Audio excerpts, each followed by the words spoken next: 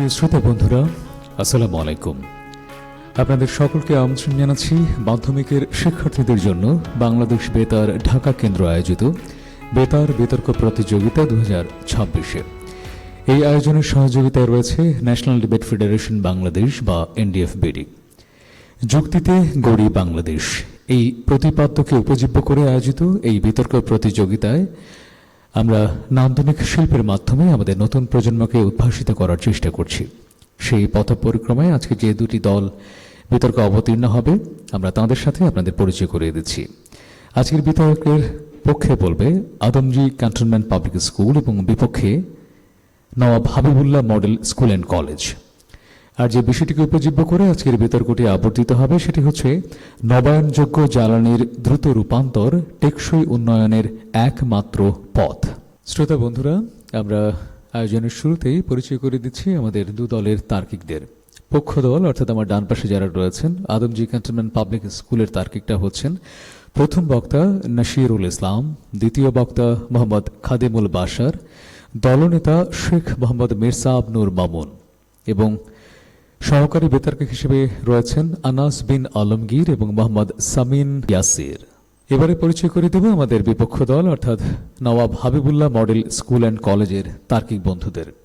প্রথম বক্তা নোহান ইসলাম রোমান, দ্বিতীয় বক্তা মুসলেহা জাহান ফাতিহা এবং দলনেতা মরিয়ম মল্লিক। সহকারী বিতর্কিক হিসেবে যারা দায়িত্ব পালন করবেন তারা হচ্ছেন রাবেয়া ইসলাম এবং মনিয়া জাহান মিফা। সম্মানিত উপস্থিতি, আজকের এই বিতর্ককে আলোকিত করার জন্য সম্মানিত বিচারক হিসেবে বাংলাদেশের প্রখ্যাত এবং বিদগ্ধ তার্কিকরা উপস্থিত হয়েছেন এবং তারা প্রশিক্ষকও বটে। জনাব Rashid Sagar, senior assistant secretary, Bangladesh নির্বাচন কমিশন সচিবালয়। জনাব Rudaba Naushin, principal officer Pubali bank PLC and সাবেক co chairman national debate federation Bangladesh এবং সাবেক প্রতিষ্ঠাতা সভাপতি ইডেন মহিলা কলেজ ডিবেটিং ক্লাব এবং দেশবরণ আরও একজন বিতার্কিক ব্যক্তিত্ব এবং লেখক জনাব নাজমুল হুদা, জয়েন্ট ডিরেক্টর বাংলাদেশ ব্যাংক। প্রিয় শ্রোতা বন্ধুরা, এ পর্যায়ে আপনাদের বিতর্কের নিয়মাবলী জানিয়ে দিচ্ছি। গঠনমূলক পর্বে প্রত্যেক বক্তা ব্যক্তিগতভাবে 4 মিনিট করে বক্তব্য প্রদানের সুযোগ পাবেন। সেক্ষেত্রে 3 মিনিটে সতর্ক সংকেত এবং 4 মিনিটে চূড়ান্ত সংকেত বাজানো হবে। আর যুক্তিখণ্ডন পর্বে উভয় দলের দলনেতা 2 মিনিট করে বক্তব্য প্রদানের সুযোগ পাবেন। সেক্ষেত্রে 1.5 মিনিটে সতর্ক সংকেত এবং 2 মিনিটে চূড়ান্ত সংকেত বাজানো হবে। আমি প্রত্যেক দলের বক্তাদের প্রতি বিনীত একটা অনুরোধ রাখছি, চূড়ান্ত সংকেত বাজানোর পরে তোমরা অবশ্যই তোমাদের বক্তব্য শেষ করার চেষ্টা করবে। আর এই বিতর্কের সময় সংরক্ষকের দায়িত্ব পালন করছেন আমিনা আক্তার মারিয়া। অভ্যাগত সুধী এবং আমাদের প্রিয় শ্রোতা, নবায়নযোগ্য জ্বালানির দ্রুত রূপান্তর টেকসই উন্নয়নের একমাত্র পথ এ বিষয়ের পক্ষে অবস্থানকারী দল আদমজী ক্যান্টনমেন্ট পাবলিক স্কুলের প্রথম বক্তাকে আমি তার বক্তব্য উপস্থাপনের জন্য অনুরোধ জানাচ্ছি। বলছি 2026 সালের মার্চ মাসের কথা। হরমুজ প্রণালী সম্পূর্ণ বন্ধের হুমকি দেয় তেহরান। এর মাধ্যমে জীবাশ্ম জ্বালানি এবং অনবায়নযোগ্য জ্বালানি যেমন তেল গ্যাস রপ্তানি এবং আমদানিতে এবং বিভিন্ন জায়গায় স্থানান্তরে এক হুমকির সৃষ্টি হয়। এই হুমকির মতো স্পষ্ট হয়ে যায় যে নবায়নযোগ্য জ্বালানি দ্রুত রূপান্তরই টেকসই উন্নয়নের একমাত্র পথ। ধন্যবাদ মাননীয় সভাপতি বক্তব্য উপস্থাপনের সুযোগ করে দেওয়ার জন্য। আজ এই বিতর্কের মহান মঞ্চে উত্থাপিত বিষয় নবায়নযোগ্য জ্বালানির দ্রুত রূপান্তরই টেকসই উন্নয়নের একমাত্র পথ পক্ষে অবস্থান করছি। প্রথমেই আজকের বিতর্কে যে কয়টি প্রবন্ধ সংজ্ঞায়নের দাবি রাখে তার সংজ্ঞায়ন করে দিয়ে যাচ্ছি। প্রথমত, নবায়নযোগ্য জ্বালানি বলতে বোঝাচ্ছি সে সকল প্রাকৃতিকভাবে সৃষ্ট সে সকল সম্পদ যা প্রাকৃতিকভাবেই বারবার সৃষ্টি হয় এবং একবার ব্যবহারই শেষ হয়ে যায় না। দ্বিতীয়ত, টেকসই উন্নয়ন বলতে বোঝাচ্ছি এমন একটি উন্নয়ন পদ্ধতি যাতে বর্তমানের সুযোগ সৃষ্টির পাশাপাশি ভবিষ্যৎ সম্ভাবনা এবং অগ্রগতিকেও ক্ষতিগ্রস্ত করা হয় না। এবং তৃতীয়ত, রূপান্তর বলতে বোঝাচ্ছি নবায়নযোগ্য জ্বালানির বর্তমান অবস্থান এবং বর্তমানে জনতার এর প্রতি সচেতনতার রূপান্তর বাস্তব দৃষ্টান্ত স্থাপনের মাধ্যমে স্পষ্ট করে দিয়ে যাচ্ছি। মাননীয় সভাপতি, লক্ষ্য করুন, আজ যদি আমরা আমাদের বাজেটের দিকে তাকাই তাহলে এখানে বিদ্যুৎ উৎপাদন খাতে 2% নবায়নযোগ্য জ্বালানি এবং 98% জীবাশ্ম জ্বালানি ব্যবহারের কথা উল্লেখ রয়েছে। আরও একটি উদাহরণ উত্থাপন করছি, যদি আমরা জনগণের জীবন ব্যবস্থার দিকে তাকাই তাহলে সেখানে নবায়নযোগ্য জ্বালানির ব্যবহার প্রায় নেই বললেই চলে। জনতা তাদের ঘরের সেই লাইটটি বা সেই বৈদ্যুতিক পাখাটি জ্বালানোর জন্য খুব সম্ভবত নির্ভর করে জীবাশ্ম জ্বালানি পুরানোর মাধ্যমে উৎপন্ন বিদ্যুতের উপর, যা কিনা উদাসীনতার পরিচয় দেয়। অর্থাৎ বোঝা যাচ্ছে আজকে জনতার যে অবস্থা আছে, আজকে মানুষের যে উদাসীনতার অবস্থা আছে, একে আমরা আজকে রূপান্তর হিসেবে সংজ্ঞায়িত করছি। যেই রূপান্তর হবে যথাযথ পরিকল্পনার সহিত এবং সকল প্রকার ভবিষ্যৎ সম্ভাবনা এবং বিপদ আপদ মোকাবেলার বিভিন্ন ধরনের রূপান্তরের বিপদ আপদ মোকাবেলা সহ বিভিন্ন পরিকল্পনা সহিত, অর্থাৎ এই পরিকল্পিত রূপান্তর প্রক্রিয়াকে আজকে আমরা রূপান্তর হিসেবে চিহ্নিত করে দিয়ে যাচ্ছি। আজকে আমরা বিতর্কে এটি কখনোই বলছি না যে কি আমাদের উদ্দেশ্য হঠাৎ করে রূপান্তর করে ভবিষ্যতের কথা সম্পূর্ণ ভুলে যাওয়া। কিন্তু আমাদের আজকে উদ্দেশ্যটি হচ্ছে এইটি যে কি আজকে আমরা বর্তমানে রূপান্তর করার পাশাপাশি ভবিষ্যৎকে নিয়েও চিন্তা করব এবং ভবিষ্যৎকেও টেকসই উন্নয়নের লক্ষ্যে ভবিষ্যৎকে নিয়েও চিন্তা করব। এটি হচ্ছে আজকে আমাদের বিতর্কের মূল উদ্দেশ্য। মূলত তিনটি ক্ষেত্রের মাধ্যমে আমরা প্রমাণ করে দিয়ে যাব কেন নবায়নযোগ্য জ্বালানি দ্রুত রূপান্তরই টেকসই উন্নয়নের একমাত্র উপায়। প্রথম ক্ষেত্রটি হচ্ছে যথাযথ সুযোগ, দ্বিতীয় ক্ষেত্রটি হচ্ছে অস্তিত্বের স্বার্থে প্রকৃতি রক্ষা এবং তৃতীয় ক্ষেত্রটি হচ্ছে যোগ্য জ্বালানি যথাযথ সুযোগ। এর মধ্যে প্রথম দুইটি আমি এবং দ্বিতীয়টি আমার দ্বিতীয় বক্তা উপস্থাপন করবেন এবং তৃতীয় বক্তা দলীয় সমন্বয় এবং যুক্তি খণ্ডনের মাধ্যমে প্রমাণ করে দিয়ে যাবেন কেন আজকে এই প্রস্তাবটি গৃহীত হওয়া উচিত। সরাসরি চলে আসছি নিজের যুক্তি উপস্থাপনে। যথাযথ সুযোগ। মাননীয় সভাপতি, লক্ষ্য করুন বিশ্বের প্রত্যেকটি দেশেও কম হলেও বা বেশি হলেও অবশ্যই নবায়নযোগ্য জ্বালানির উৎস রয়েছে। মাননীয় প্রতিপক্ষ হয়তো প্রশ্ন তুলতে পারেন কিভাবে উৎস রয়েছে। সেই উৎসটি রয়েছে হয়তো বা জ্বালানি ছাড়াও রয়েছে প্রাকৃতিক সম্পদ, বায়ু সম্পদ কিংবা বিভিন্ন রকমের সম্পদ। অর্থাৎ আমাদের কাছে যা আছে তা আমরা অবহেলা করছি, কিন্তু যা নেই তা আমদানির মাধ্যমে ব্যবহার করছি। এটি কখনোই গ্রহণযোগ্য বা যুক্তিগত সিদ্ধান্ত হতে পারে না। এক্ষেত্রে আমাদের কাছে যা আছে তা যথাযথ রূপান্তর করার মাধ্যমে যদি আমরা সিদ্ধান্ত গ্রহণ করি এবং যথাযথ পরিকল্পনার মাধ্যমে আমরা যদি নবায়নযোগ্য জ্বালানি ব্যবহার করি তাহলে তা অবশ্যই যুক্তিগত হবে। কিন্তু আমাদের কাছে যা নেই তা যদি আমরা আমদানির মাধ্যমে ব্যবহার করি তাহলে তা যুক্তিগত হবে না এবং তা ভবিষ্যতে স্বনির্ভরশীলতার ব্যাঘাত ঘটাবে, যা কিনা কখনোই টেকসই উন্নয়নের বৈশিষ্ট্য হতে পারে না। অর্থাৎ স্বনির্ভরশীলতা অর্জনের লক্ষ্যে হলেও আমাদের আজকে নবায়নযোগ্য জ্বালানির দ্রুত রূপান্তরই টেকসই উন্নয়নের একমাত্র পথ হিসেবে চিহ্নিত করা যায়। দ্বিতীয়ত অস্তিত্বের স্বার্থে প্রকৃতি রক্ষা। মাননীয় সভাপতি, আজকে সম্ভবত আমাদের মাননীয় প্রতিপক্ষ এটি বলে যাবেন যে আমাদের লাভ হচ্ছে না বা আমাদের ক্ষতিগ্রস্ত হতে হচ্ছে অর্থনৈতিকভাবে, কিন্তু সেটি আমরা দেখব না। আমাদের উদ্দেশ্য টেকসই উন্নয়ন করা। আর আমরা প্রকৃতিতে বসবাস করছি, যদি আমাদের বাসস্থান, আমাদের জীবজন্তুর বাসস্থানই যদি ঠিক না থাকে তাহলে সেটা কখনোই টেকসই উন্নয়নের বৈশিষ্ট্য হতে পারে না। এজন্য আমরা বলছি টেকসই উন্নয়ন অস্তিত্বের স্বার্থ রক্ষায় হলেও টেকসই উন্নয়নের জন্য নবায়নযোগ্য জ্বালানির দ্রুত রূপান্তরই একমাত্র পথ। ধন্যবাদ মাননীয় সভাপতি, ধন্যবাদ সকলকে। ধন্যবাদ জানাচ্ছি আমরা পক্ষ দলের প্রথম বক্তাকে। আমি বিপক্ষ দলের প্রথম বক্তা অর্থাৎ নব হাবিবুল্লাহ মডেল স্কুল অ্যান্ড কলেজের তার্কিক বন্ধু নোহান ইসলাম রোমানকে আমন্ত্রণ জানাচ্ছি তার বক্তব্য উপস্থাপনের জন্য। প্রকৃতি বাঁচিয়ে গড়ব দেশ, টেকসই উন্নয়ন চমৎকার বেশ, আগামীর তরে রেখে যায় সবুজ, সম্পদ ব্যবহারে হই না অবুঝ। ধন্যবাদ মাননীয় সভাপতি, ধন্যবাদ বিজ্ঞ বিচারক মণ্ডলী আমাকে আজকের বিতর্কের মঞ্চে কিছু বলার সুযোগ করে দেওয়ার জন্য। আজকের বিতর্কের বিষয় হচ্ছে নবায়নযোগ্য জ্বালানি দ্রুত রূপান্তরই টেকসই উন্নয়নের একমাত্র পথ। অত্যন্ত যুক্তিসঙ্গত কারণে আমি এবং আমার দল বিষয়টির বিপক্ষে অবস্থান করছি। আমি দলের প্রথম বক্তা হিসেবে সংজ্ঞান করে যাব, আমার দলের দ্বিতীয় বক্তা তথ্য এবং তথ্যের সাহায্যে বিষয়টি বিশ্লেষণ করে যাবে এবং আমার দলের তৃতীয় বক্তা যুক্তি খণ্ডনের মাধ্যমে বিষয়টি প্রমাণ করে দিয়ে যাবে যে কেন নবায়নযোগ্য জ্বালানি দ্রুত রূপান্তরই টেকসই উন্নয়নের একমাত্র পথ নয়। শুরুতেই আসি সংজ্ঞায়নে। ইতিমধ্যে আমার প্রতিপক্ষ দল সংজ্ঞান করে গিয়েছেন, কিন্তু সংজ্ঞানটি ছিল অসম্পূর্ণ এবং অযৌক্তিক। তাই অযৌক্তিকতার কারণে আমি সংজ্ঞানটি পুনরায় করছি। যে সকল বিষয় সংজ্ঞানের দাবি রাখে সেগুলো হলো: 1 নবায়ন যোগ্য, 2 জ্বালানি, 3 রূপান্তর, 5 উন্নয়ন, 6 টেকসই উন্নয়ন। প্রথমে আসি নবায়নযোগ্য কি। ইন্টারন্যাশনাল এনার্জি এজেন্সি তথা IEA এর মতে নবায়নযোগ্য বলতে এমন প্রাকৃতিক সম্পদ বা শক্তির উৎসকে বোঝায় যা প্রাকৃতিকভাবে পুনরায় পূরণ হয় এবং ব্যবহার করলেও তুলনামূলক দ্রুত পুনর্জন্ম লাভ করে, যেমন সূর্য, বায়ু, পানি, বায়োমাস ইত্যাদি। এরপরে আসে জ্বালানি। জ্বালানি কি? জ্বালানি হলো সেই সকল পদার্থ যাদের ভৌত বা রাসায়নিক পরিবর্তন ঘটালে বা অবস্থার পরিবর্তন ঘটালে শক্তি নিঃসরণ হয়।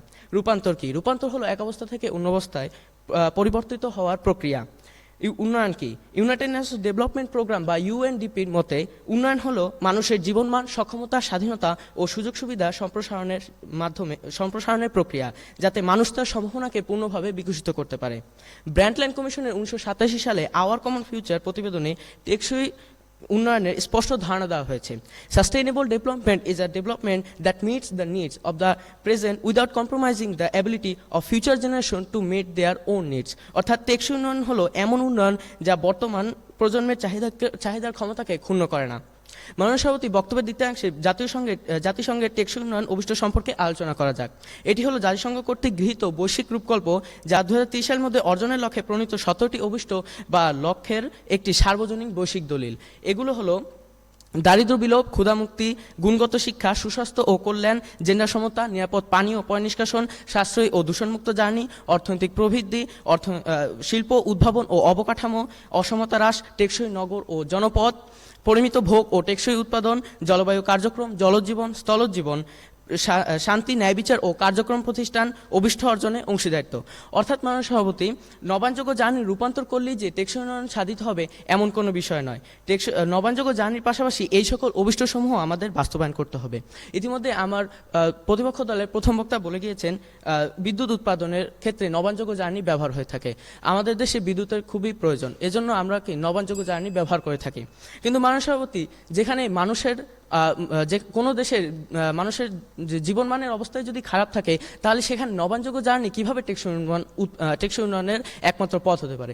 মাননীয় সভাপতি, আমাদের বাংলাদেশের দিকেই লক্ষ্য করুন, যেখানে একটি জরিপে পাওয়া গেছে যে বাংলাদেশের বর্তমান দারিদ্র্যের হার হচ্ছে 27.93% এবং অতি দারিদ্র্যের হার হচ্ছে 9.35%। অর্থাৎ যে দেশে মানুষের জীবনমানের অবস্থায় এখনও করুণ পরিস্থিতিতে আছে, সেখানে নবায়নযোগ্য জ্বালানির রূপান্তর কিভাবে টেকসই উন্নয়নের একমাত্র পথ হতে পারে, সেটা আমার বোধগম্য হচ্ছে না আমার বিজ্ঞ প্রতিপক্ষ। এরপরে মাননীয় সভাপতি, আমাদের দেশে জলবায়ুগত কারণ, ভূখণ্ডের কমতি ইত্যাদি কারণে আমাদের নবায়নযোগ্য জ্বালানির উৎপাদন সম্ভব নয়। নবায়নযোগ্য জ্বালানির জন্য যে যন্ত্র বা প্রযুক্তি ক্রয় করতে হবে এবং তা চালানোর যে দায়িত্ব, তাও আমাদের বাংলাদেশের জন্য একটি বড় চ্যালেঞ্জ। আমার বিজ্ঞ প্রতিপক্ষ বলে গিয়েছেন, পরিবেশ রক্ষার্থে এবং সুযোগ সুবিধার জন্য নবায়নযোগ্য জ্বালানির গুরুত্ব অপরিসীম। কিন্তু মাননীয় সভাপতি, আমি এখানে বলতে চাই, যে দেশে মানুষের বৈষম্য রয়েছে, সুস্বাস্থ্য নিশ্চিত হচ্ছে না, সেখানে কিভাবে নবায়নযোগ্য জ্বালানি দ্রুত রূপান্তরে টেকসই উন্নয়নের একমাত্র পথ হতে পারে। মাননীয় সভাপতি, লক্ষ্য করুন, যে দেশে আমাদের বৈষম্য রক্ষা হচ্ছে না, সুনিশ্চিত হচ্ছে না এবং আমাদের দারিদ্র্য হার কমছে না, সেখানে টেকসই উন্নয়নের জন্য নবায়নযোগ্য জ্বালানি কোনোভাবেই গুরুত্বপূর্ণ হতে পারে না। অর্থাৎ মাননীয় সভাপতি, এটাই প্রমাণিত হয় যে নবায়নযোগ্য জ্বালানি দ্রুত রূপান্তরে টেকসই উন্নয়নের একমাত্র পথ নয়, বরং এটি একটি গুরুত্বপূর্ণ পথ। ধন্যবাদ মাননীয় সভাপতি, ধন্যবাদ বিজ্ঞ বিচারক মণ্ডলী। ধন্যবাদ জানাচ্ছি বিপক্ষ দলের প্রথম বক্তাকে। আমি পক্ষ দলের দ্বিতীয় বক্তা মোহাম্মদ খাদেমুল বাশারকে তার বক্তব্য উপস্থাপনের জন্য আহ্বান জানাচ্ছি। ইতিহাসের রোমান সাম্রাজ্য, মায়া সাম্রাজ্য, কোন সাম্রাজ্যেরই অবনতি ঘটেনি শত্রুর আক্রমণের মাধ্যমে, বরং অবনতি ঘটেছে হলো সম্পদের অস্থিতিশীল বন্টনের মাধ্যমে। এখন আমরা কি এই ঘটনা থেকে শিক্ষা নেওয়ার মাধ্যমে নবায়নযোগ্য জ্বালানির উপযুক্ত রূপান্তরের মাধ্যমে এবং দ্রুত রূপান্তরের মাধ্যমে একটি স্থিতিশীল অর্থনীতি নির্মাণ করব, নাকি অনবায়নযোগ্য জ্বালানির উপর নির্ভরশীল হওয়ার মাধ্যমে অস্থিতিশীল অর্থনীতি নির্মাণ করব? এটা আমাদের নিজেদের উপর নির্ভর করছে। ধন্যবাদ মাননীয় সভাপতি, আজকে আমাকে আমার বক্তব্য উপস্থাপন করার সুযোগ করে দেওয়ার জন্য। আজকের উত্থাপিত বিষয়টি হলো নবায়নযোগ্য জ্বালানির দ্রুত রূপান্তরই টেকসই উন্নয়নের একমাত্র পথ। শুরুতে চলে যাচ্ছে ক্ষেত্র বিশ্লেষণে। মাননীয় সভাপতি, দেখেন, আপনার যে অনবায়নযোগ্য জ্বালানি রয়েছে, অনবায়নযোগ্য জ্বালানি কিন্তু মুদ্রাস্ফীতির দ্বারা আক্রান্ত হয়। যেখানে আমার যে নবায়নযোগ্য জ্বালানি রয়েছে, নবায়নযোগ্য জ্বালানি কি আমাদের যে বিশ্ববাজার রয়েছে, বিশ্ববাজারে স্থিতিশীলতা সৃষ্টি করছে। আপনার বর্তমান প্রেক্ষাপটে যুক্তরাষ্ট্র এবং ইরানের মাঝে যে যুদ্ধ চলছে, এর ফলে হরমুজ প্রণালীর তেলের সরবরাহ কিন্তু বন্ধ হয়ে গেছে। এখন এই তেলের সরবরাহ বন্ধ হওয়ার ফলে আপনার সকল দেশগুলো রয়েছে, দেশগুলোতে তেলের সংকট দেখা দিচ্ছে। কিন্তু আমাদের সমগ্র বিশ্বে যদি নবায়নযোগ্য জ্বালানির প্রতি আমরা যদি বেশি মনোযোগ দিতাম, তাহলে কিন্তু এই সংকটটা এত বেশি পরিমাণে থাকতো না। অর্থাৎ আমরা কি দেখতে পাচ্ছি, নবায়নযোগ্য জ্বালানি যেখানে মুদ্রাস্ফীতির দ্বারা আক্রান্ত হচ্ছে না, অনবায়নযোগ্য জ্বালানি মুদ্রাস্ফীতির দ্বারা আক্রান্ত হওয়ার ফলে যে দেশের সরকার রয়েছে, দেশের সরকারকে অতিরিক্ত অর্থ ব্যয়ের মাধ্যমে ভর্তুকি এবং মুদ্রাস্ফীতিকে নিয়ন্ত্রণের জন্য অতিরিক্ত অর্থ ব্যয় করতে হচ্ছে। অতিরিক্ত অর্থ ব্যয় করতে হলে অন্যান্য যে খাতগুলো রয়েছে, অন্যান্য খাতে কিন্তু বিনিয়োগ করার সুযোগ থাকছে না। আমার বিপক্ষ দলের প্রথম বক্তা এসে বলে গিয়েছিলেন যে বাংলাদেশে বর্তমানে যে জনগণ রয়েছে, জনগণের অবস্থা শোচনীয়। এখন জনগণের অবস্থা যদি শোচনীয় হয়, তাহলে নবায়নযোগ্য জ্বালানির উন্নয়নের মাধ্যমে আমাদের টেকসই উন্নয়ন হচ্ছে না। মাননীয় সভাপতি, দেখেন, আমরা যদি নবায়নযোগ্য জ্বালানিতে বিনিয়োগ করি, নবায়নযোগ্য জ্বালানিতে আমাদের বিনিয়োগের ফলে যতটুকু অর্থ যাচ্ছে, সেটা কিন্তু অনবায়নযোগ্য জ্বালানির তুলনায় বেশ কম। এটার ফলে আমাদের কাছে একটা নির্দিষ্ট অর্থ থেকে যাচ্ছে, যে অর্থটা আমরা কি অন্যান্য খাতে বিনিয়োগ করতে পারছি। এমনকি অনবায়নযোগ্য জ্বালানির ফলে আমাদের যে বায়ু দূষিত হচ্ছে, এটার ফলে কিন্তু যে দরিদ্র দরিদ্র ব্যক্তিরা রয়েছে তাদের কিন্তু স্বাস্থ্যেরও হানি ঘটছে। এটার ফলে কি তাদের হাসপাতালে যেতে হচ্ছে এবং তাদের আর্থিক সমস্যা দেখা দিচ্ছে। এটা কিন্তু আমার নবায়নযোগ্য জ্বালানির ক্ষেত্রে হচ্ছে না। এমনকি মাননীয় সভাপতি আপনি দেখেন, নবায়নযোগ্য জ্বালানির আমরা যদি একটা নির্দিষ্ট সুগঠিত কাঠামো নির্মাণ করতে পারি তাহলে কিন্তু আমাদের মুদ্রাস্ফীতির ব্যাপারে চিন্তাই করতে হচ্ছে না, অর্থাৎ সকল দেশ কি স্বনির্ভরশীল হচ্ছে। এখন আমার বিপক্ষ দল এসে বলতেই পারেন যে নবায়নযোগ্য জ্বালানি নির্মাণের জন্য সকল দেশ তো আর উন্নত না, তো অনুন্নত এবং উন্নয়নশীল দেশরা কি করবেন? মাননীয় সভাপতি, আমরা যদি বাংলাদেশের অর্থনৈতিক বন্টন দেখি তাহলে আমরা দেখতে পাচ্ছি যে আমদানিকৃত তরলীকৃত যে গ্যাস রয়েছে এবং তেলের মূল্য বৃদ্ধির ফলে বাংলাদেশকে 40,000 কোটি টাকা ভর্তুকি হিসেবে ব্যয় করতে হচ্ছে। এছাড়া মাননীয় সভাপতি, জ্বালানি ও খনিজ বিভাগে বাংলাদেশ 2,349 কোটি টাকা বিনিয়োগ করছেন। আমরা যদি অনবায়নযোগ্য জ্বালানি থেকে নবায়নযোগ্য জ্বালানিতে রূপান্তর হই তাহলে এটার কিন্তু সিংহভাগ টাকা কিন্তু আমাদের বেঁচে যাচ্ছে। এই টাকাগুলোকে আমরা বিনিয়োগ করতে পারছি, ফলে কি আমাদের দেশের উন্নয়ন হচ্ছে, আমাদের পরিবেশের উন্নয়ন হচ্ছে এবং অর্থনৈতিক উন্নয়ন ঘটছে। ফলে কি সকল দেশ স্বনির্ভরশীল হচ্ছে এবং আমরা বাইরের কোনো আন্তর্জাতিক সংকট এবং আন্তর্জাতিক সংঘাতের উপর নির্ভরশীল হচ্ছে না। এটার ফলে আমাদের যে অর্থনীতির উন্নয়ন ঘটছে, কিন্তু আমার যে বিপক্ষ দল রয়েছে, বিপক্ষ দলে কিন্তু এই অর্থনৈতিক উন্নয়নটা ঘটছে না। তারা আন্তর্জাতিক সংঘাতের উপর নির্ভরশীল থাকছে, তাদের যে অর্থনীতি রয়েছে অর্থনীতি স্বনির্ভরশীল নয়। ফলে কি তাদের অর্থনীতির যেই উন্নতি হবে এই উন্নতি কিন্তু মন্থর হবে, কিন্তু আমাদের যে বিশ্ব রয়েছে এই বিশ্বে কিন্তু এটা হচ্ছে না। এটার ফলে কি আমাদের বিশ্বে অর্থনৈতিক উন্নয়ন হচ্ছে, সামাজিক উন্নয়ন হচ্ছে, এমন পরিবেশেরও উন্নয়ন করছে। আমার প্রথম বক্তা বলে গিয়েছেন যে নবায়নযোগ্য জ্বালানি ব্যবহারের মাধ্যমে আমাদের যে পরিবেশ রয়েছে পরিবেশের উন্নয়ন ঘটছে। পরিবেশের উন্নয়ন ঘটছে কিভাবে? কারণ আমরা এখানে কয়লা পোড়ানোর মাধ্যমে করছি না, কয়লার উপর আমরা নির্ভরশীল হচ্ছে না বিদ্যুৎ উৎপাদনের জন্য। এখন আমার বিপক্ষ দল এটাও এসে বলতে পারেন যে জলবায়ুর উপরে তো নবায়নযোগ্য জ্বালানি নির্ভরশীল, তাহলে জলবায়ু যদি খারাপ হয় তাহলে তো সেই দেশ নবায়নযোগ্য জ্বালানির উপর নির্ভরশীল হতে পারছে না। মাননীয় সভাপতি, আপনার নবায়নযোগ্য জ্বালানি আমরা বিভিন্নভাবে সংরক্ষিত করে রাখতে পারি। এটার ফলে কি আমাদের বিদ্যুৎ সংকট দেখা দিচ্ছে না। এটার ফলে আজকে পক্ষ দলের নিরঙ্কুশ বিজয় করছে। ধন্যবাদ সকলকে। শেষ করছে আজকে বক্তব্য। ধন্যবাদ জানাচ্ছি আমরা পক্ষ দলের দ্বিতীয় বক্তাকে। এবারে আমরা সরাসরি আবার চলে যাব আমাদের বিপক্ষ দলের কাছে। দ্বিতীয় বক্তা মুসলিহা জাহান ফাতিহাকে আমন্ত্রণ জানাচ্ছি তার বক্তব্য উপস্থাপনের জন্য। যেখানে যুক্তি জাগে সেখানেই সত্যের জয়, একমাত্র পথ নয় বিকল্প পথই উন্নয়নের পরিচয়। তাই বিপক্ষের কণ্ঠ আজ অটল ও নির্ভয়। ধন্যবাদ মাননীয় সভাপতি ও বিজ্ঞ বিচারক মণ্ডলী আজকের এই বিতর্কের মঞ্চে আমাকে আমার বক্তব্য প্রদানের সুযোগ করে দেওয়ার জন্য। বিতর্ক চলছে এবং আজ বিতর্কের বিষয় নির্ধারিত হয়েছে নবায়নযোগ্য জ্বালানি দ্রুত রূপান্তরে টেকসই উন্নয়নের একমাত্র পথ। অত্যন্ত যুক্তিসঙ্গত কারণে এবং বাস্তবতার প্রেক্ষাপটে আমার এবং আমার দলের আজ এই বিষয়ের বিপক্ষে অবস্থান। মাননীয় সভাপতি ইতিপূর্বে আমার দলের প্রথম বক্তা অত্যন্ত সুস্পষ্টভাবে বিষয়টিকে সংজ্ঞান করে দিয়ে গিয়েছেন এবং দ্বিতীয় বক্তা হিসেবে আজ এই বিতর্কের মঞ্চে যুক্তি, তথ্য এবং উদাহরণের সমন্বয়ে বিষয়টিকে আরও ব্যাখ্যা করে দিয়ে যাব। মাননীয় সভাপতি ইতিপূর্বে আমার দলের প্রথম বক্তা জাতিসংঘ কর্তৃক প্রণীত 17টি লক্ষ্য অত্যন্ত সুস্পষ্টভাবে ব্যাখ্যা করে দিয়ে গিয়েছেন, যার মধ্যে প্রথম ক্ষেত্রটি হচ্ছে দারিদ্র্য বিলোপ। দারিদ্র্য বিলোপ বলতে দারিদ্র্য বিলোপ হলো পৃথিবীতে সমতা এবং শান্তি আনার সবচেয়ে বড় উপায়। বর্তমান বিশ্বে প্রায় 110 কোটি মানুষ বহুমাত্রিক দারিদ্র্যে বসবাস করছে এবং 2030 সালের মধ্যে বিশ্বের সব ধরনের চরম দারিদ্র্য দূর করাই এসডিজি এর একটি লক্ষ্য। মাননীয় সভাপতি, এসডিজি এর আরেকটি ক্ষেত্র হচ্ছে ক্ষুধামুক্তি।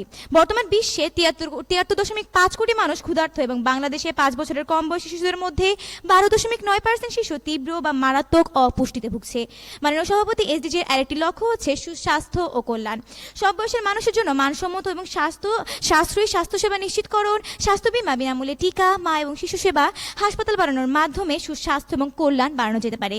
বাংলাদেশের প্রতি 100 জীবিত শিশুর মধ্যে 25 জন 5 বছর বয়সের আগে মারা যায় তাদের সুস্বাস্থ্য এবং পুষ্টির অভাবেই। তাই আমার প্রতিপক্ষ দলের বন্ধুকে বলতে চাই, নবায়নযোগ্য জ্বালানি দ্রুত রূপান্তরে টেকসই উন্নয়নের একটি গুরুত্বপূর্ণ অংশ হলেও কখনো এটি একমাত্র পথ নয়। মাননীয় সভাপতি, এসডিজির আরেকটি লক্ষ্য হচ্ছে মানসম্মত শিক্ষা। শিক্ষা হচ্ছে জাতির মেরুদণ্ড। একটি দেশে যদি মানসম্মত শিক্ষাই না থাকে তবে সেই দেশে টেকসই উন্নয়ন শুধুমাত্র স্বপ্নই রয়ে যাবে। তাই শিক্ষা ছাড়া দারিদ্র্য যাবে না, দক্ষ জনশক্তি ছাড়াও দেশ আগাবে না। বর্তমান বিশ্বে 25 কোটি শিশু এখনো স্কুলে যায় না এবং তাই মানসম্মত শিক্ষার উন্নয়ন এসডিজির একটি লক্ষ্য। মাননীয় সভাপতি, এসডিজি এর আরেকটি লক্ষ্য হচ্ছে লিঙ্গ সমতা। বর্তমান বিশ্বে নারী পুরুষের সমান অধিকার, সুযোগ ও নিরাপত্তা নিশ্চিতকরণ অত্যন্ত জরুরি। জনসংখ্যার অর্ধেক যেখানে নারী, সেখানে নারীদের অধিকার প্রতিষ্ঠা না করলে দেশের অধিকার অর্ধেক শক্তি নষ্ট হয়ে যাবে। মাননীয় সভাপতি, এসডিজি এর আরেকটি লক্ষ্য হচ্ছে বিশুদ্ধ পানি ও স্যানিটেশন। বাংলাদেশে 98% মানুষ পানি পেলেও 41% পানিতে আর্সেনিক আছে। দূষিত পানির জন্য ডায়রিয়া, টাইফয়েড ও বিভিন্ন পানিবাহিত রোগ হয়। সবার জন্য নিরাপদ পানি ও ব্যবস্থা নিশ্চিত করতে হবে। মাননীয় সভাপতি, এছাড়াও টেকসই উন্নয়ন অভিষ্টের আরও 11 11টি ক্ষেত্র রয়েছে যার বাস্তবায়নের ফলে টেকসই উন্নয়ন সম্ভব। একটি দেশে যদি সঠিক টেকসই উন্নয়ন দরকার, তাহলে এর একটি ক্ষেত্র যদি বাদ পড়ে তবে সেই দেশে সঠিক টেকসই উন্নয়ন সম্ভব নয়। মাননীয় সভাপতি, আমার প্রতিপক্ষ দলের কাছে প্রশ্ন করে যেতে চাই, এতগুলো ক্ষেত্র থাকার পরেও কিভাবে আপনারা নবায়নযোগ্য জ্বালানির দ্রুত রূপান্তরকে টেকসই উন্নয়নের একমাত্র পথ বলে মনে করছেন, তা আজকের এই বিতর্কের মঞ্চে সুস্পষ্টভাবে ব্যাখ্যা দিয়ে যাবেন। মাননীয় সভাপতি, আমরা নবায়নযোগ্য জ্বালানির দ্রুত রূপান্তরকে অস্বীকার করছি না, কিন্তু এটি কেবল টেকসই উন্নয়নের একটি মাত্র পথ, কিন্তু কখনোই একমাত্র পথ নয়। মাননীয় সভাপতি, ধরা যাক একটি পরিবারের 5 জন সদস্যের মধ্যে একজন সদস্য কর্মক্ষেত্রে নিযুক্ত থাকেন এবং বাকি সদস্যরা তার উপর নির্ভর করে পরিবারের আছেন, এবং একটি পরিবারের যেখানে 5 জন সদস্যের মধ্যে সকল সদস্যই কোনো না কোনোভাবে কর্মক্ষেত্রে নিযুক্ত। এখন দুই পরিবারের মধ্যে যদি একজন করে কর্মবিচ্যুত হয়ে পড়ে, তবে প্রথম পরিবারের পক্ষে তাদের পরিবার চালানো অসম্ভব হয়ে পড়বে, কিন্তু দ্বিতীয় পরিবার খুব সহজেই তাদের আর্থিক সচ্ছলতাকে মোকাবেলা করতে পারবে, কারণ তাদের পারিবারিক সদস্যরা খুবই সক্রিয়। ঠিক এই প্রেক্ষাপটে দাঁড়িয়ে আমার প্রতিপক্ষ বন্ধুরা ওই প্রথম পরিবারের পক্ষে, অর্থাৎ তারা শুধুমাত্র একটি মাত্র পথ অর্থাৎ নবায়নযোগ্য জ্বালানির দ্রুত রূপান্তর নিয়ে পড়ে আছেন, যা শুধুমাত্র টেকসই উন্নয়নের একটি মাত্র পথ, কিন্তু কখনোই একমাত্র পথ নয়। কিন্তু আমরা সেই দ্বিতীয় পরিবারের পক্ষে, অর্থাৎ আমরা আমাদের ক্ষেত্রগুলোর মাধ্যমে বারবার প্রমাণ করছি যে শুধুমাত্র নবায়নযোগ্য জ্বালানির রূপান্তরই নয়, কেবল আমাদের দেখানো ক্ষেত্রসমূহে টেকসই উন্নয়নের পথ। মাননীয় সভাপতি, আজকের বিতর্কের সবচেয়ে গুরুত্বপূর্ণ শব্দ হচ্ছে একমাত্র। নবায়নযোগ্য জ্বালানির দ্রুত রূপান্তরকে আমরা অস্বীকার করছি না, এটি টেকসই উন্নয়নের একটি মাত্র পথ নয়, এটি একটি পথ, কিন্তু কখনোই একমাত্র পথ নয়। তাই মাননীয় সভাপতি, আজকের এই বিতর্কের মঞ্চে বলে যেতে চাই, নবায়নযোগ্য জ্বালানির রূপান্তর টেকসই উন্নয়নের একটি মাত্র পথ, কিন্তু কখনোই একমাত্র পথ নয়। এই বলে আমি আমার বক্তব্য শেষ করছি। ধন্যবাদ মাননীয় সভাপতি, ধন্যবাদ সবাইকে। আমরাও ধন্যবাদ জানাচ্ছি আমাদের বিপক্ষ দলের দ্বিতীয় বক্তাকে।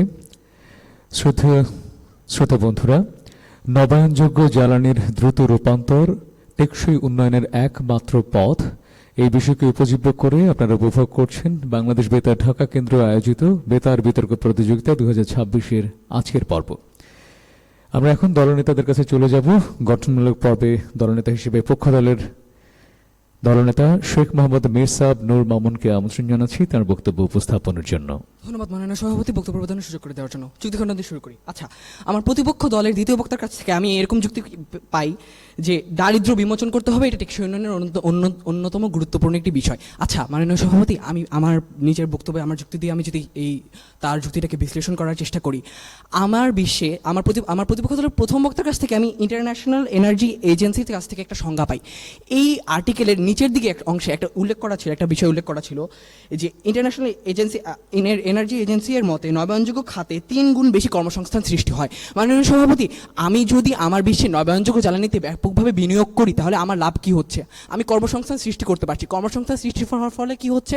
আমার বেকারত্বের সমস্যা ধ্বংস হচ্ছে এবং আমার দেশে যে দারিদ্র্যের যে বড় একটা সমস্যা রয়েছে সেটা বিমোচন হয়ে যাচ্ছে। এই প্রেক্ষাপট দ্বারা আমি কিন্তু আমার প্রতিপক্ষ দলের যে একটা বড় যুক্তি ছিল যে দারিদ্র্য বিমোচন সম্ভব হচ্ছে আমি আমার নবায়নযোগ্য জ্বালানিতে দ্রুত রূপান্তরের মাধ্যমে আমি দারিদ্র্য বিমোচন সম্পন্ন করতে পারছি না, এটা আমরা প্রমাণ করে দিয়ে যাই। আচ্ছা, আমি আমার নিজস্ব যুক্তিতে চলে যাই।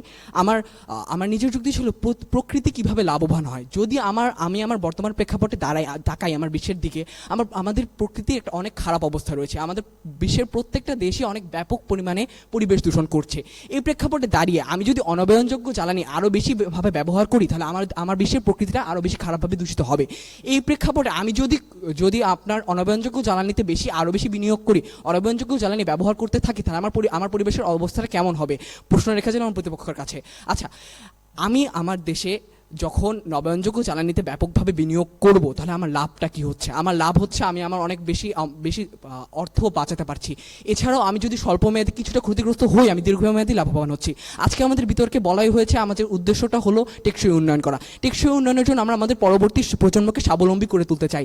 এখন আমার প্রতিপক্ষের কাছে প্রশ্ন রেখে চাই, আমরা যদি আমাদের যে অনবায়নযোগ্য শক্তির যে সীমিত একটা উৎস রয়েছে, সেটাকে যদি আমরা পুরোপুরি ব্যবহার করে যাই, তাহলে আমার পরবর্তী প্রজন্ম এসে কী করবে? তাদের তো তখন অনবায়নযোগ্য জ্বালানি ব্যবহার করার যে একটা পরবর্তী রিজার্ভ অপশন থাকার কথা, সেটা তাদের থাকছে না। এই প্রেক্ষাপটে দাঁড়িয়ে আমার প্রতিপক্ষের কথা কীভাবে বলে যেতে পারে যে নবায়নযোগ্য জ্বালানি টেকসই উন্নয়নের একমাত্র পথ নয়? আচ্ছা, আমার প্রতিপক্ষের আছে আরেকটা প্রশ্ন করে চাই, তারা যে পন্থায় টেকসই উন্নয়ন অর্জন করতে চায়, তারা কি নবায়নযোগ্য জ্বালানি থেকে বেশি ভালোভাবে টেকসই উন্নয়ন অর্জন করতে পারবে? আচ্ছা, মাননীয় সভাপতি, এছাড়াও আমার প্রতিপক্ষ দলের প্রথম বক্তার কাছ থেকে আমি এই যুক্তিটা পাই যে জীবনমানের অবস্থা বর্তমানে বিশ্বের মানুষের অনেক খারাপ। এই প্রেক্ষাপটে আমি যদি নবায়নযোগ্য জ্বালানিতে বিনিয়োগ করি তাহলে আমার সমস্যা কী হবে? একটা উদাহরণ দিয়ে এই যুক্তিটার যুক্তিকরণ করে যাই। আমার উদাহরণটা হলো, নরওয়েতে পূর্ববর্তী অবস্থায় তারা উন্নত রাষ্ট্র ছিল না। বর্তমানে নরওয়ে 98% নবায়নযোগ্য জ্বালানিতে বিনিয়োগ করছে। এই প্রেক্ষাপটে দাঁড়িয়ে তারা একটা বর্তমানে উন্নত রাষ্ট্র এবং তাদের পার ক্যাপিটা ইনকাম $1,05,000, যেখানে বাংলাদেশের পার ক্যাপিটা ইনকাম শুধুমাত্র $2,487, যেখানে আমরা ব্যাপকভাবে বিনিয়োগ করছি অনবায়নযোগ্য জ্বালানিতে। এই অনবায়নযোগ্য জ্বালানিতে বিনিয়োগের ফলে আমাদের দেশে অনেকগুলো সমস্যা হচ্ছে। এখন যদি আমি টেকসই উন্নয়ন অর্জন করতে চাই, যদি আমি আমার পরবর্তী প্রজন্মকে স্বাবলম্বী করে দিয়ে যেতে চাই, তাদের যদি আমি সুযোগটা দিতে চাই, তাহলে আমার অবশ্যই নবায়নযোগ্য জ্বালানিতে বিনিয়োগ করতে হবে। এই বিনিয়োগের ফলে আমার বিশ্বে একটা অনেক ভালো প্রভাব পড়ছে, যা আমি আমাদের দলের 3 জন বক্তার কাছ থেকে আমরা এটা প্রমাণ করে দিয়ে যেতে পেরেছি যে নবায়নযোগ্য জ্বালানি ব্যবহারের মাধ্যমে আমরা আমাদের পরবর্তী প্রজন্মকে স্বাবলম্বী করে দিয়ে যেতে পারি। আমি মনে করি আমার প্রতিপক্ষ দল এতটুকু ঐক্যমত্যে পৌঁছাতে পেরেছি যে নবায়নযোগ্য জ্বালানির দ্রুত রূপান্তর ছাড়া কখনোই টেকসই উন্নয়ন সম্ভব নয়। এর পাশাপাশি আমাদের দলের প্রথম 3 জন বক্তার দ্বারা এতটুকু প্রমাণ করা সম্ভব হচ্ছে যে নবায়নযোগ্য জ্বালানির দ্রুত রূপান্তরই একমাত্র টেকসই উন্নয়নের পথ এবং একমাত্র কার্যকরী পথ। এবং এই পথে এই দুইটাকে যদি আমরা একসাথে সংযোজন করি, তাহলে আমরা এই সিদ্ধান্তে উপনীত হতে পারি যে নবায়নযোগ্য জ্বালানিতে দ্রুত রূপান্তর ছাড়া আমরা টেকসই উন্নয়ন সম্ভব করতে পারছি না। এবং দ্বিতীয় কথা, আমরা যখন নবায়নযোগ্য জ্বালানিতে দ্রুত রূপান্তর করছি না, তখন আমার বিশ্বে অনেক খারাপ একটা প্রভাব পড়ছে। আমি কখনোই টেকসই উন্নয়ন অর্জন করতে পারছি না। এই বলে আমি বক্তব্য শেষ করছি। ধন্যবাদ মাননীয় সভাপতি, ধন্যবাদ সবাইকে। আমরা এবারে গঠনমূলক পর্বে সর্বশেষ বক্তার বক্তব্য শুনবো। আমরা বিপক্ষ দলের দলনেতা মরিয়ম মল্লিককে আমন্ত্রণ জানাচ্ছি তার বক্তব্য উপস্থাপনের জন্য। যদি গো চাও টেকসই উন্নয়ন, ওহে বাংলার বৌদ্ধ জনগণ, নিজের আত্ম উন্নয়নে সবাই এবার দাও গমন। ধন্যবাদ মাননীয় সভাপতি, ধন্যবাদ সকলকে আজকে আমাকে মহান বিতর্কের মঞ্চে কিছু বলার সুযোগ প্রদানের জন্য। মাননীয় সভাপতি, বিতর্ক চলছে, আর আজকে বিতর্ক বহির্ভূত বিষয় নবায়নযোগ্য জ্বালানি দ্রুত রূপান্তরই টেকসই উন্নয়নের একমাত্র পথ। মাননীয় সভাপতি, অত্যন্ত যুক্তিসঙ্গত কারণে আমি এবং আমার দল বিপক্ষে অবস্থান করছি। মাননীয় সভাপতি, আজ আমরা এমন প্রেক্ষাপটে দাঁড়িয়ে এই বিষয়টি নিয়ে বিতর্ক করছি যে প্রেক্ষাপটে আমার দেশের মানুষ নিজের মৌলিক চাহিদা মেটাতেই হিমশিম খায়, যেখানে উচ্চবিত্ত ব্যতীত নিম্নবিত্ত এবং মধ্যবিত্তর খাবারের যোগান দিতে, আত্মসম্মান বোধ রক্ষা করতে হিমশিম খায়। মাননীয় সভাপতি, এই প্রেক্ষাপটে দাঁড়িয়ে যখন নবায়নযোগ্য জ্বালানিকে টেকসই উন্নয়নের একমাত্র পথ বলা হয়, সেটি মাননীয় সভাপতি অবান্তর ছাড়া আর কি বা হতে পারে। মাননীয় সভাপতি, আমার দলের প্রথম বক্তা এবং দ্বিতীয় বক্তা জাতিসংঘ তথ্যসূত্র অনুসারে 17টি অভিষ্ট সমূহের বিভিন্ন বিষয়কে আলোকপাত করে গিয়ে বিভিন্ন তথ্য এবং প্রমাণ দিয়ে গেছেন, এবং আমি এখন আরও এমন কিছু বিষয় দিকে আলোকপাত করব যেগুলো ব্যতীত একটি দেশের কখনোই টেকসই উন্নয়ন সম্ভব নয়। প্রথমে আসি অর্থনৈতিক প্রবৃদ্ধি এবং শোভন কাজের দিকে। মাননীয় সভাপতি, অর্থনীতি হলো এমন একটি বিষয় যার উপর নির্ভর করে একটি দেশ অবুন্নত নাকি উন্নয়ন শেষে নির্ণয় করা যায়। মাননীয় সভাপতি, ভারতের প্রধানমন্ত্রী জওহরলাল নেহরু বলেন, অর্থনৈতিক উন্নয়ন হলো এমন এক প্রক্রিয়া যার মাধ্যমে একটি দেশের মৌলিক চাহিদা অর্থাৎ জনগণের মৌলিক চাহিদা পরিবর্তন করা যায় এবং জীবনমান করা যায় উন্নত। অর্থাৎ মাননীয় সভাপতি, যেখানে টেকসই উন্নয়ন মূল উদ্দেশ্য হচ্ছে জনগণের জীবনমান উন্নত করা, জনগণকে মৌলিক চাহিদা পূরণ করা, সেই প্রেক্ষাপটে দাঁড়িয়ে আমার বিজ্ঞ প্রতিপক্ষ শাক দিয়ে মাছ ঢাকার মতো শুধুমাত্র নবায়নযোগ্য জ্বালানিকেই টেকসই উন্নয়নের একমাত্র পথ বলে যাচ্ছেন। মাননীয় সভাপতি, এবার আসি শিল্প উদ্ভাবন এবং অবকাঠামোর দিকে। শিল্পের ব্যাপারে কথা বলার আগে আমাদের বলে নিতে হয় ককের একটি উক্তি। তিনি বলেন, শিল্প হলো আমাদের সমাজকে পরিবর্তন এবং পরিচালিত করার সবথেকে গুরুত্বপূর্ণ এবং শক্তিশালী মাধ্যম। মাননীয় সভাপতি, আজ টেকসই উন্নয়ন যখন আমরা করতে যাব, তখন আমাদের অবশ্যই দরকার আমাদের সমাজকে পরিবর্তন করা, আমাদের মানুষের মানসিকতা পরিবর্তন করা, আর সেটা যখন হয় শিল্পের মাধ্যমে, তখন মাননীয় সভাপতি, আমার বিজ্ঞ প্রতিপক্ষ কীভাবে শিল্পকে নবায়নযোগ্য জ্বালানি একটি টেকসই উন্নয়ন পথ হিসেবে অস্বীকার করছে, সেটা আমার বোধগম্য নয়। মাননীয় সভাপতি, এবার আসে অবকাঠামোগত উন্নয়নের পিছনে। দৈনিক প্রথম আলো থেকে প্রতিবেদনে একটি প্রকাশিত একটি তথ্য থেকে দেখা যায়, বাংলাদেশে যেখানে উচ্চবিত্তদের গড় আয় হচ্ছে প্রতি মাসে 78,503 টাকা এবং তারা মাসিক খরচ করে 77,770 টাকা এবং তার বেশিরভাগ অংশই খরচ করে তারা অবকাঠামোর পেছনে। অর্থাৎ মাননীয় সভাপতি, এখান থেকে আমরা লক্ষ্য করতে পারি যে আমরা যদি অবকাঠামোগত উন্নয়ন সঠিক নিয়মে করতে পারতাম, তাহলে একজন ব্যক্তি 10 টাকায় 10টা বাড়ি থাকতো না, আর একজন ব্যক্তি পথের ধারে বসে ভাবতো না যে কালকে তাকে কোথায় থাকতে হবে। মাননীয় সভাপতি, এখন আসি আমাদের তৃতীয় যে বিষয়টি আমাদের কাছে সব থেকে গুরুত্বপূর্ণ লাগে, সেটা হচ্ছে অসমতা হ্রাসের দিকে। বাংলাদেশের বর্তমান প্রেক্ষাপট এমন যে একজন ব্যক্তির সাথে আরেকজন ব্যক্তির কোনো মিল নেই, যেখানে দৈনিক প্রথম আলো থেকে একটি প্রতিবেদন দেখা যায় যে বাংলাদেশের প্রেক্ষাপটে শীর্ষ 10% হাতে থাকে, যেখানে 58% পুঁজি, সেখানে শেষের মাত্র নিম্নবিত্তের 50% হাতে 4.7% পুঁজি। অর্থাৎ মাননীয় সভাপতি, যে দেশের জনগণের মাঝে থেকে এত বড় তফা, সেই দেশে কীভাবে নবায়নযোগ্য জ্বালানি রূপান্তর দিয়ে বিজ্ঞ প্রতিপক্ষ আপনার টেকসই উন্নয়ন করবেন, সেটা আমার বোধগম্য নয়। মাননীয় সভাপতি, এবার আসে আমাদের টেকসই নগর এবং জনপদের দিকে। বর্তমান সাম্প্রতিককালে যে অবস্থা দেখে সেটাই বোঝা যায় টেকসই নগর জনপদের বাংলাদেশে কতটা অভাব। আমাদের বর্তমান প্রেক্ষাপটে দৈনিক প্রথম আলো থেকে প্রতিবেদনে দেখা যায় যে আমাদের বাংলাদেশে 21 সেপ্টেম্বরের থেকে কম বৃষ্টিপাত অর্থাৎ 82 মিলিমিটার বৃষ্টিপাতে যখন বাংলাদেশে ঢাকা ঢাকা শহর সহ বিভিন্ন অঞ্চল তলিয়ে যায়, তখন মাননীয় সভাপতি তার প্রথম দায়ী করেন টেকসই নগর জনপদের অভাবকে। মাননীয় সভাপতি ন্যায় বিচার এবং শান্তি প্রতিষ্ঠা, একটি দেশে ন্যায় বিচার এবং শান্তি প্রতিষ্ঠা যখন থাকে, যেখানে বাংলাদেশে দুর্নীতি পিছরা থাকে, উচ্চপদে এবং দুর্নীতিগ্রস্তরা থাকে কষ্ট এবং দুঃখে, সেই বাংলাদেশের প্রেক্ষাপটে দাঁড়িয়ে মাননীয় সভাপতি আমাদের এটাই বলতে হয়, ন্যায় বিচার ও টেকসই উন্নয়নের একটি অন্যতম পথ। মাননীয় সভাপতি পরিশেষে যদি আমি আমার বিজ্ঞ প্রতিপক্ষে তাল মিলিয়ে তালও বলি, তাহলে হচ্ছে আমাদের এমন হয় যে আমাদের বাংলাদেশের লক্ষ্যমাত্রা 2041 সালের মধ্যে 40% নবায়নযোগ্য জ্বালানি থেকে বিদ্যুৎ উৎপাদন করা হবে, কিন্তু যার জন্য প্রয়োজন লাখ লাখ জমি ধ্বংস করা। যেখানে মাননীয় সভাপতি বাংলাদেশের প্রতি বর্গ কিলোমিটারে বসবাস করেন 1366 জন এবং শুধুমাত্র ঢাকা শহরে প্রতি বর্গ কিলোমিটারে বসবাস করে 2156 জন। সেই প্রেক্ষাপটে দাঁড়িয়ে বিজ্ঞ প্রতিপক্ষ, আপনাদের কাছে আমার প্রশ্ন, আপনারা এতগুলো লাখ লাখ জমি ধ্বংস করে কিভাবে এই জনগণকে জায়গা দিবেন এবং কোথায় জায়গা দিবেন? বিজ্ঞ প্রতিপক্ষ এবং মাননীয় সভাপতি, আপনাদের কাছে পরিশেষে এটাই বলতে চাই যে আমাদের নবায়নযোগ্য জ্বালানি টেকসই উন্নয়নের একটিমাত্র পথ হতে পারে, সেটি গুরুত্বপূর্ণ পথ হতে পারে, কিন্তু সেটি কখনো একমাত্র পথ নয়। মাননীয় সভাপতি পরিশেষে এটাই বলতে চাই, যদি এতগুলো প্রেক্ষাপট দেখানোর পরে বিজ্ঞ প্রতিপক্ষরা অস্বীকার কথা বলতে হয়, তারা জলেও নামবেন, সাঁতারও কাটবেন, কিন্তু চুল ভেজাবেন না, আসবেন যাবেন সবই বুঝবেন, কিন্তু স্বীকার করবেন না। ধন্যবাদ মাননীয় সভাপতি, ধন্যবাদ সকলকে, আসসালামু আলাইকুম। আমরা ধন্যবাদ জানাচ্ছি বিপক্ষ দলের দলনেতা সহ আমাদের 6 জন তার্কিককেই, একই সাথে যে 4 জন সহযোগিতা করছেন তাদেরও। আমরা আমাদের গঠনমূলক পর্বের আলাপনটি শেষ করলাম। এবার আমরা যুক্তির দ্বৈরথে আপনাদের আমন্ত্রণ জানাচ্ছি। যুক্তি খণ্ডন পর্বের শুরুতেই আমন্ত্রণ জানাবো আমাদের পক্ষ দলের দলনেতাকে, শেখ মোহাম্মদ মিরসাব নূর মামুন। ধন্যবাদ মাননীয় সভাপতি, আবার বক্তব্য প্রদানের সুযোগ করে দেওয়ার জন্য। আচ্ছা, আরও কিছু যুক্তি খণ্ডন করে যায় আমার প্রতিপক্ষ দলের কাছ থেকে, আরও বেশ কিছু যুক্তি আসে যে আমি যদি টেকসই উন্নয়ন অর্জন করতে চাই, তাহলে আমার দেশে বিভিন্ন মানদণ্ড রয়েছে, আইন ইত্যাদি আমার এগুলো সম্পন্ন করা লাগছে। এখন মাননীয় সভাপতি দেখেন, আমি যখন নবায়নযোগ্য জ্বালানিতে বিনিয়োগ করছি, তখন আমার অনবায়নযোগ্য জ্বালানির পিছিয়ে যে অনেক বড় অর্থ আমি ব্যয় করতাম, সেই অর্থটা আমার সঞ্চয় হচ্ছে। এই সঞ্চয়ের পর আমি এই অর্থটা বিভিন্ন খাতে বিনিয়োগ করতে পারবো। এর ফলে যখন আমি অর্থটা বিনিয়োগ করছি, তখন আমার শিক্ষা, আইন ইত্যাদি, যে আইন শৃঙ্খলা প্রয়োগকারী সংস্থা ইত্যাদি, এগুলোর সেখানে আমি সুফল এমনি বয়ে আনতে পারবো।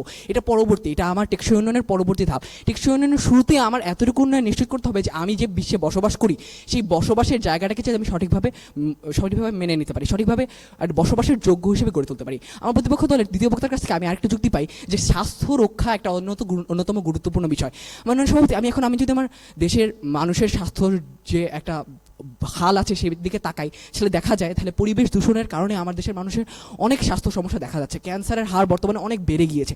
এই প্রেক্ষাপটে দাঁড়িয়ে আমি যদি পরিবেশ দূষণটা বন্ধ করতে না পারি, তাহলে আমার আমার দেশের মানুষ কীভাবে বেঁচে থাকবে? পরবর্তীতে আমি যদি আমার দেশের মানবজাতিকে যদি আমি আগে নিয়ে যেতে না পারি, মানবজাতির বসবাসের পরিবেশ যে বিশ্বটা রয়েছে সেটাকে যদি আমি বাঁচাতে না পারি, তাহলে আমি কীভাবে সেখানে আইন শৃঙ্খলা পরিস্থিতি বা শিক্ষা ইত্যাদি বাস্তবায়ন করব? প্রশ্ন রেখেছিলাম প্রতিপক্ষের কাছে। এছাড়াও আমার প্রতিপক্ষ দল আজকে বারবার আমাদের বিতর্কের মূল যে যুক্তিগুলো ছিল সেগুলো সম্পূর্ণভাবে এড়িয়ে চলে যায়। আমাদের মুদ্রাস্ফীতি সম্পর্কে একটা বড় যুক্তি ছিল যে অনবায়নযোগ্য জ্বালানি মুদ্রাস্ফীতি দ্বারা আসক্ত হয়, এবং এটা আমাদের বিতর্কে একটা মূল যুক্তি ছিল। আমার প্রতিপক্ষ দল সে ব্যাপারে একটা যুক্তি খণ্ডন দেয় না। এছাড়াও আজকে আমাদের বিতর্কে আমাদের দলের পক্ষ থেকে আমরা পুরো বিশ্বের প্রেক্ষাপটে নিয়ে আজকে বিতর্কটা করার চেষ্টা করেছি, যেখানে আমার বিপক্ষ দলের কাছ থেকে বেশিরভাগ ক্ষেত্রেই বাংলাদেশ কেন্দ্রিক বিষয়ে বিতর্ক করা হয়েছে। এছাড়াও আমরা আজকের বিতর্কে আমার প্রতিপক্ষ দল বেশ কিছু ভুল করে যায়। আমার প্রতিপক্ষ দলের প্রথম বক্তার কাছ থেকে আমি যখন সম্পূর্ণরূপে সংজ্ঞায়নের একটা বিরোধিতা না পাই, সংজ্ঞায়ন কিছুটা সম্প্রসারণ করার মাধ্যমে তারা আমাদের সাথে কিছুটা ঐক্যমত পোষণ করে।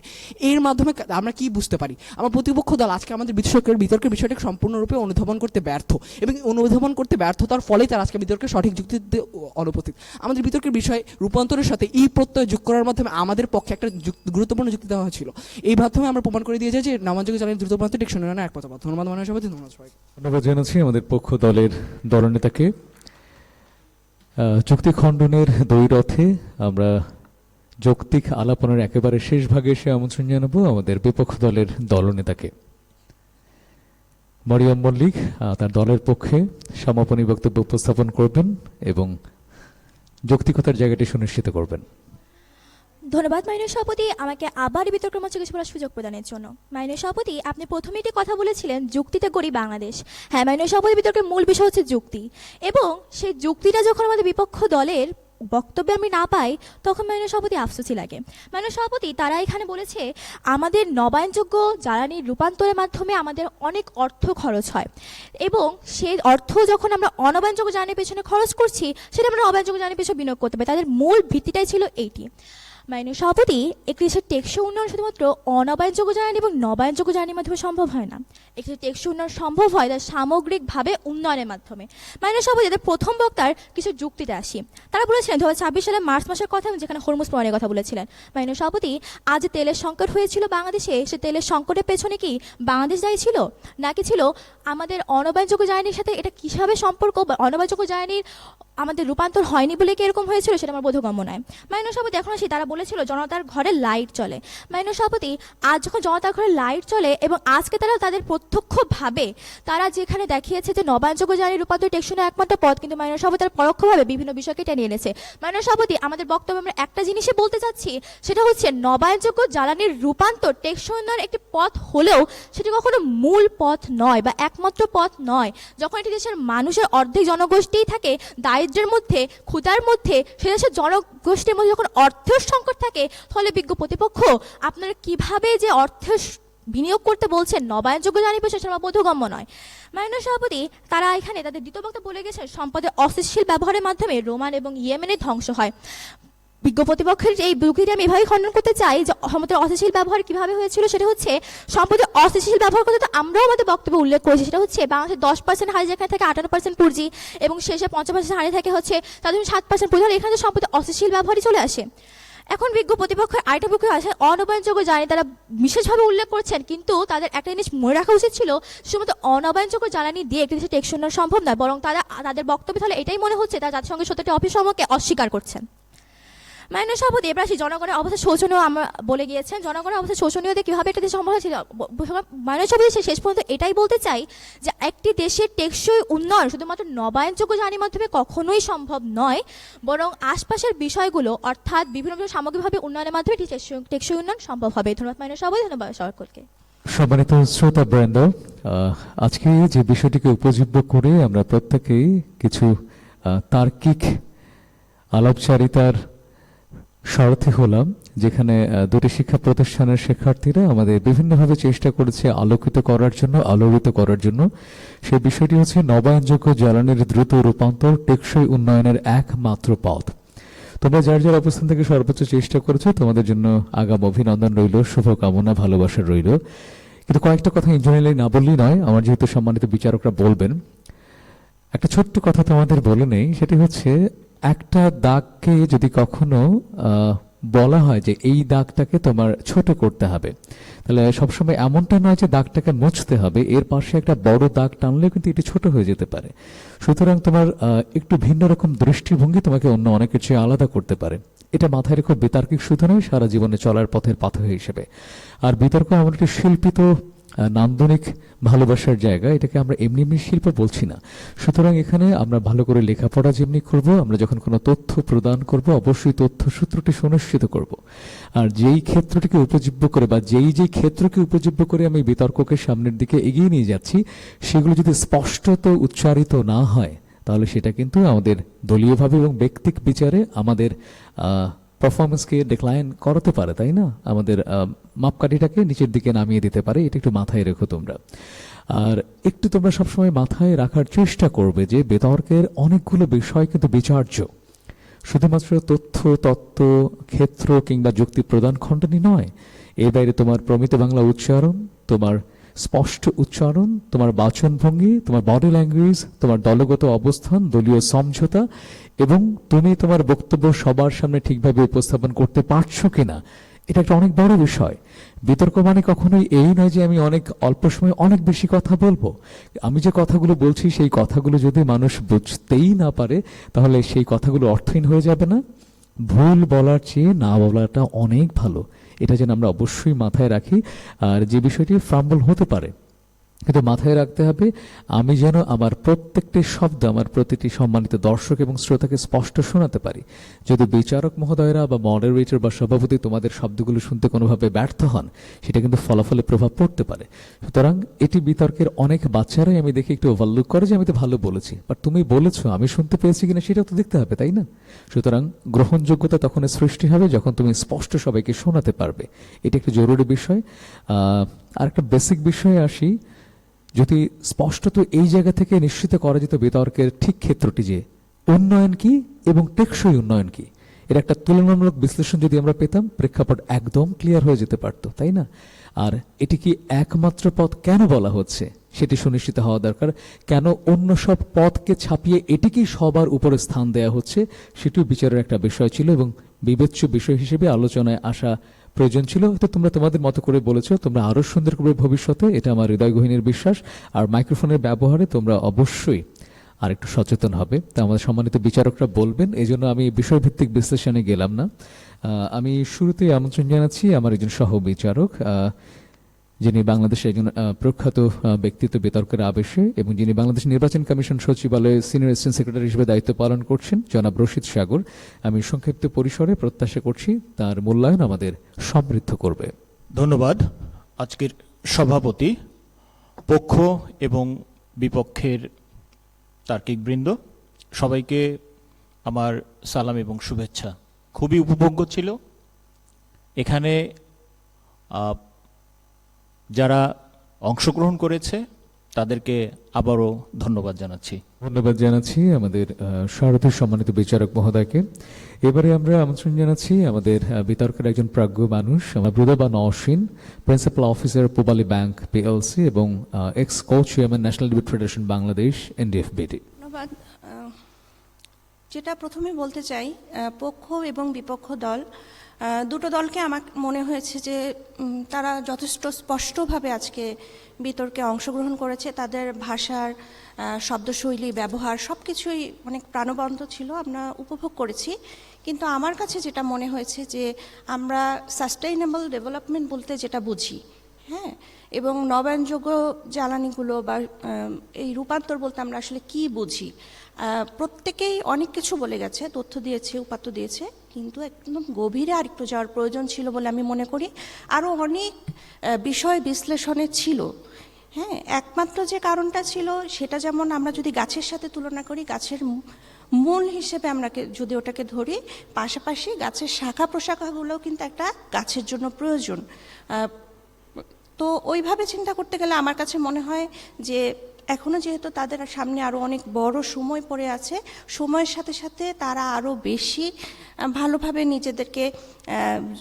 নিজেদের যুক্তি উপস্থাপন করতে পারবে এবং তাদের সবার জন্য আমার শুভকামনা রইল।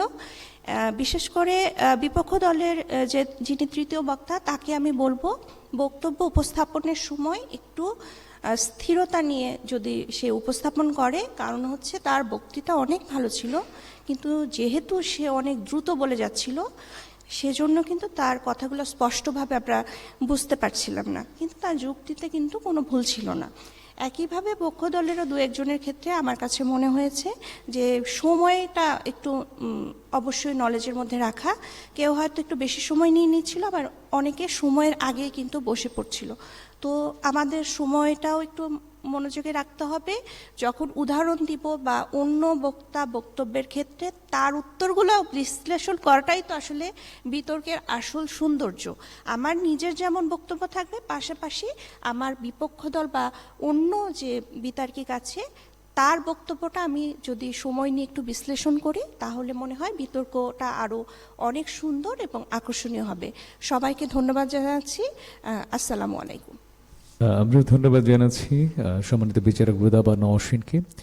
সত্যিকার অর্থে এটি একটি প্রাণবন্ত বিতর্কের প্রেক্ষাপট হিসেবে বিবেচিত হবে ভবিষ্যতে ইনশাআল্লাহ। আর যে কথাটি তখন আমি বলছিলাম, আরেকটি বলার যদি সুযোগ পাই, যে একমাত্র একটা বিষয় আর অনেকের মধ্যে অন্যতম একটা বিষয়, এক কিন্তু নয়।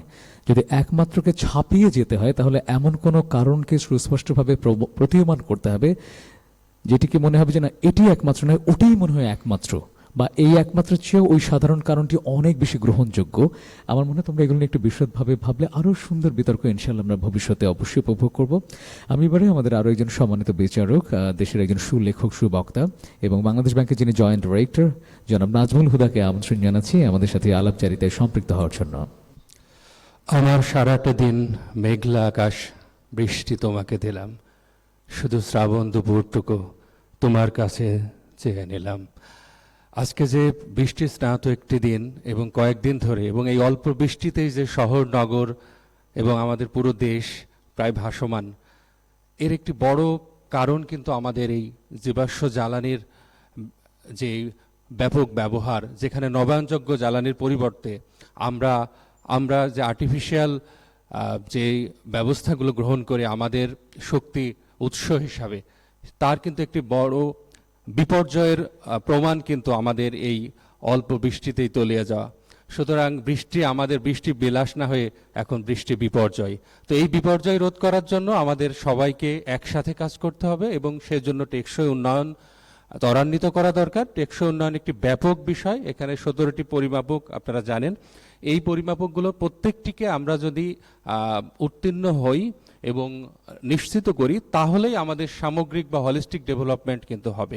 এবং সেটি করার জন্য আমাদের এই ট্রান্সফরমেশন অফ যে এনার্জি সোর্স, এটি আমাদের খুব দ্রুত করা দরকার। সেটি আজকের বিতর্কের বিষয়। সেই বিষয়ে যে দল কথা বলল, সেটি নিয়ে আমাদের সবাই, যেহেতু আমরা এখানে শুনে আমরা বুঝি যে আমাদের কোন বিষয়গুলো করা দরকার, কিন্তু বিতর্কের কম্পিটিশনের ক্ষেত্রে আসলে কোন বিষয়টি করা দরকার তার থেকেও বেশি দেখা হয় আসলে কোন বিষয়টি আমি আমার মতো করে কিভাবে আমার বিপক্ষ বা আমার প্রতিপক্ষের তথ্যের বিপক্ষে আমি দাঁড় করাতে পারি আমার যুক্তিকে, সেটি আসলে আমাদের এখানে বিবেচ্য বিষয়।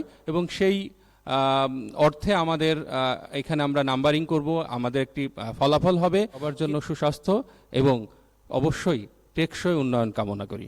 ধন্যবাদ। ধন্যবাদ জানাচ্ছি আমাদের সম্মানিত বিচারক জনাব নাজমুল হুদাকে। ঠিক ফলাফলের আগে আমি আমাদের বিশ্বকবি রবি ঠাকুরের কিছু শব্দগুচ্ছের অনুরণনে বলছি। আজি প্রভাতে রবির কর, কেমনে পশিল প্রাণের পর, কেমনে পশিল গুহার আধারে প্রভাত পাখির গান। আজকের এই বৃষ্টিস্নাত দিনে আমার মনে হয় তোমাদের এই অনিন্দ সুন্দর শব্দগুচ্ছের যৌক্তিক সেতু বন্ধন আমাদের কর্ণগোচরে মনে হয় প্রভাত পাখির গানের শুদ্ধতা এনে দিল। তোমাদের জন্য অশেষ শুভকামনা রইল। ভবিষ্যতে আশা করি তোমাদের সুচিন্তিত মতামত এবং তোমাদের শাব্দিক এবং যৌক্তিক সেতু বন্ধন আমাদের আরো সমৃদ্ধ করবে ইনশাল্লাহ। এই শুভ প্রত্যয়ে আজকের বিতর্কের ফলাফল ঘোষণা করব, যার বিষয়টি ছিল নবায়নযোগ্য জ্বালানির দ্রুত রূপান্তর টেকসই উন্নয়নের একমাত্র পথ। এই বিষয়ে এই বিতর্কে আজকের বিজয়ী দল বিপক্ষ দল, এবং শ্রেষ্ঠ বক্তা হয়েছেন দুজন, উভয় দলের দলনেতা, অর্থাৎ পক্ষ দলের দলনেতা এবং বিপক্ষ দলের দলনেতা। উভয় দলের সকল বিতার্কিকদের জন্য অভিনন্দন রইল। সুপ্রিয় শ্রোতা বন্ধুরা, আপনারা এতক্ষণ উপভোগ করলেন ন্যাশনাল ডিবেট ফেডারেশন বাংলাদেশ এনডিবির সহযোগিতায় বাংলাদেশ বেতার ঢাকা কেন্দ্রের আয়োজনে মাধ্যমিক শিক্ষার্থীদের নিয়ে আয়োজিত বেতার বিতর্ক প্রতিযোগিতা 2026। সকলকে আবার ধন্যবাদ, কৃতজ্ঞতা জানাচ্ছি। আসসালামু আলাইকুম।